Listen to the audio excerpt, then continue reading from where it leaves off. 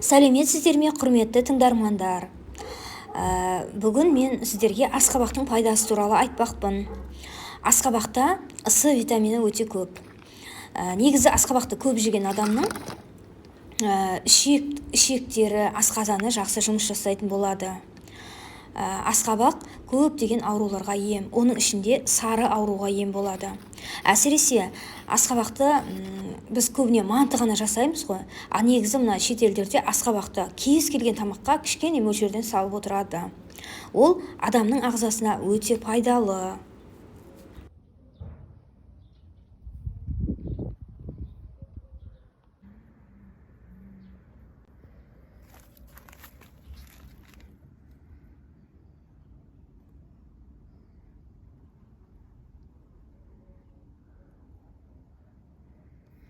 Асқабақтың гүлдері өте әдемі болып тұр.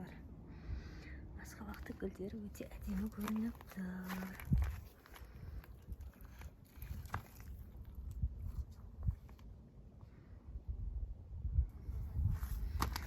Негізі осы асқабақтың гүлдерін француздар ортасына фарш салып, фарштан фрикадельге салып, осыны қуырып, духовкада пісіріп жейді.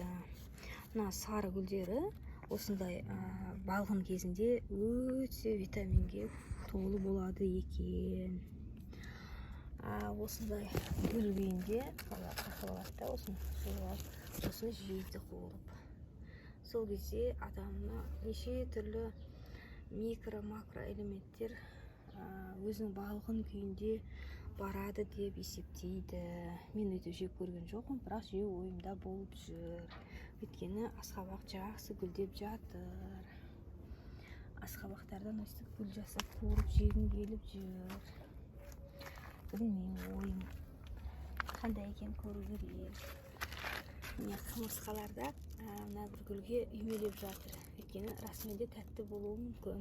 Әйтпесе шымал көп тәтті емес нәрсеге үймелей бермейді. Сары өрікке де қатты үймелейді, өйткені сары өрікте тәтті. Біздің асқабақтардың гүлдеп тұрғаны.